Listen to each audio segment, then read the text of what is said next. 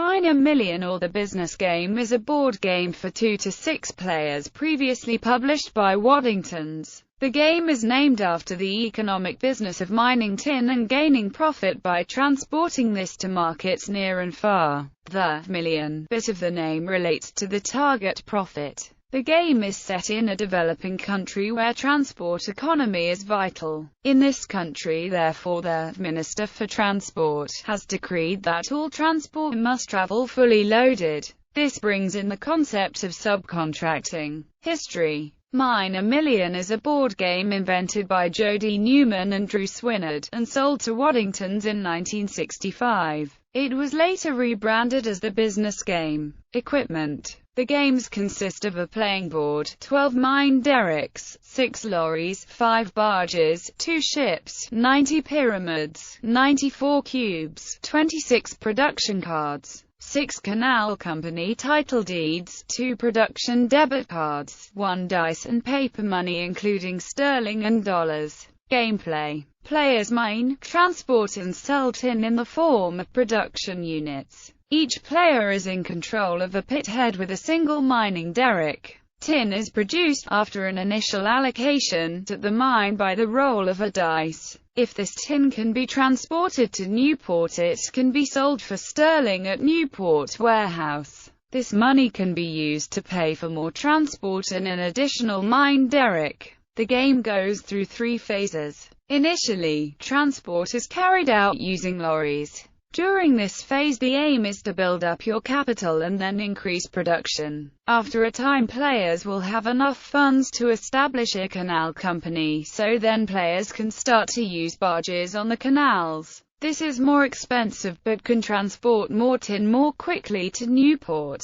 Finally, the players begin to transport the production units across the sea by either barges, more slowly around the coast, or more quickly by ships. Across the sea at Race Bay, Port John or Port Boston, units can be sold for dollars. Before exporting by sea, a player needs to have acquired sufficient money to pay for the transport rental during the sea journey. Rules. The game is based around the production, transportation and selling of units of tin. The objective is to make $1 million by selling units in the neighboring landmass containing 3 ports. The simplest way to achieve this is by getting 10 units to the furthest port, and another 5 to either of the nearer 2. Production. At the start of the game, of players are given between 2 and 4 units depending on a dice roll. Units are produced at a mine, represented as a solid square of color and named for that color. A further unit is produced each time the player rolls a 1 or a 6. This can be increased to 3 units, should the player purchase an additional mining rig. Transportation. There are 3 forms of transportation in the game: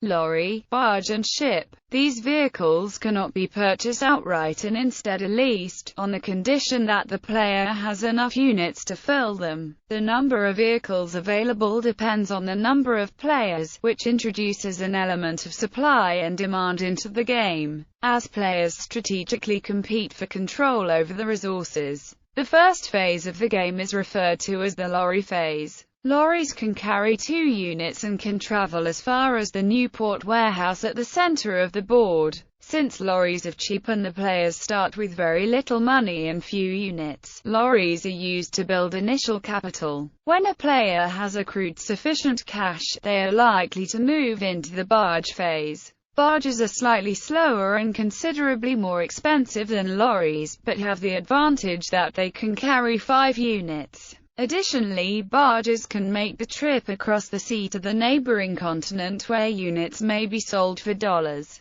although they must take the circuitous coastal route. A key rule is that a player may not operate both barges and lorries at the same time. Ships are bigger again, able to carry 10 units and travel across the ocean in a much more direct fashion than barges. They are also considerably more expensive, and incapable of traveling inland to the mines. Instead, players must first transport their units to the central warehouse, from where ships can begin their journey. It is possible to win a game without employing the use of ships. Selling. All financial business must be conducted before a player rolls, including the selling of units. Although units can be sold at the mine, the low value of these units means this is rarely done, except when a player is short of cash. Instead, units are transported either to the Newport warehouse, where they are worth £20,000 each, or to one of the overseas ports, where prices are either $40,000 or $80,000 per unit. Cards. When a player rolls a 1 or a 6, in addition to producing a unit, they also receive a card. Each card has an event that can be either positive or negative, ranging from free transportation for units to one of the foreign ports,